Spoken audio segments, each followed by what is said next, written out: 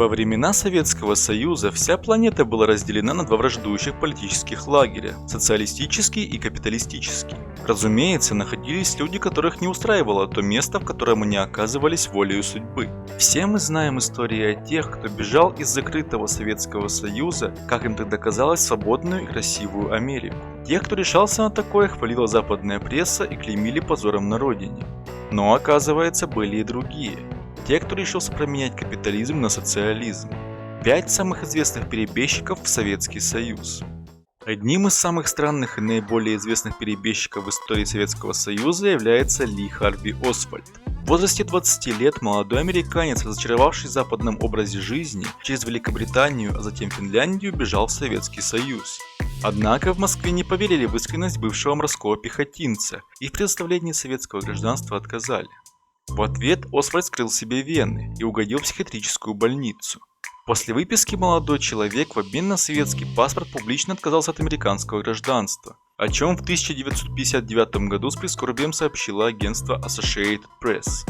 Став гражданином Советского Союза, Ли Харви Освальд получил приличное пособие, квартиру в Минске, а также работу токарем на Минском радиозаводе имени Ленина. Однако со временем советские реалии наскучили перебежчику. Сетуя на однообразную жизнь, Освальд стал просить выпустить его из страны, чтобы он мог вернуться в США. Как ни странно, его отпустили. Но как только он очутился в Америке, его сразу же арестовали как предполагаемого убийцу Джона Кеннеди. И во время перевозки из полиции в тюрьму он был застрелен хозяином ночного клуба. Всему миру давно очевидно, что убийцей он не был, и настоящие убийцы президента таким образом заметали следы. Если бы знал двойной перебежчик, что ждет его на родине, он наверняка бы предпочел остаться в Советском Союзе.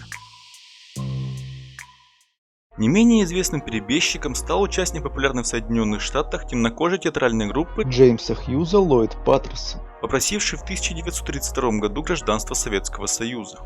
Артиста приняли очень радушно. Как носители английского языка, сразу взяли на работу диктором на радио, в отдел, отвечавший за вещание на Северную Америку. Впоследствии, женившись на украинской художнице, перешел на московскую киностудию. Но миллионам советских людей запомнился вовсе не сам Ллойд, А его сын Джим, сыгравший очаровательного чернокожего мальчика в популярном кинофильме 30-х годов «Цирк». Скончался артист в марте 1942 года, а его сын прожил всю жизнь в Советском Союзе, покинув нашу страну глубоким стариком в 1994 году.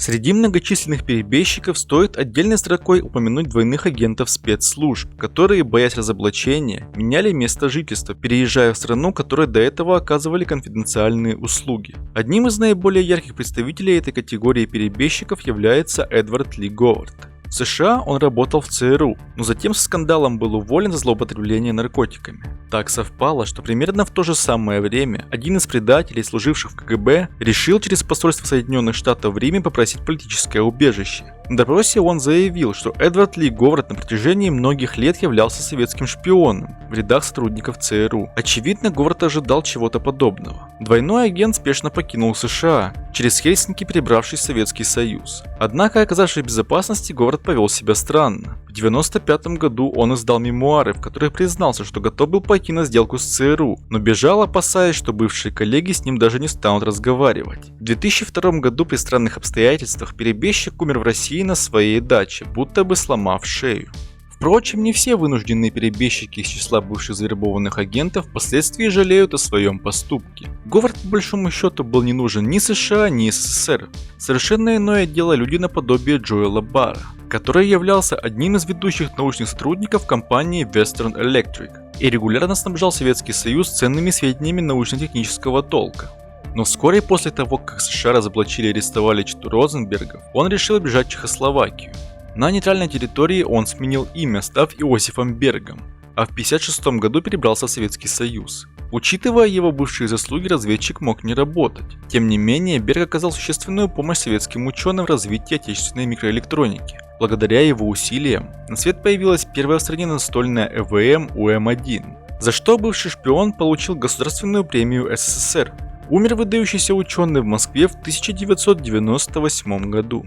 Примечательно, что большинство перебежчиков, живя в Советском Союзе, не разочаровались в своем выборе. До 1946 года Аннабель Бюкар работала маленьким клерком в американском посольстве в Москве. Со временем она вышла замуж за известного советского оперного певца Константина Лапшина, после чего заявила, что хочет навсегда пробыть с Соединенными Штатами, оставшись в Советском Союзе. При этом бывшая дипломатка на вопрос о причинах столь странного поступка ответила: «Это хорошие люди. Они делают все возможное для того, чтобы сделать этот мир лучшим местом для жизни». Мало того, вскоре в Москве вышла ее книга «Правда об американских дипломатах». В своем труде Бюкар яростно обличала американских дипломатов, трудившихся в Советском Союзе в середине 40-х годов 20 века, обвиняя их во множестве ужасных пороков.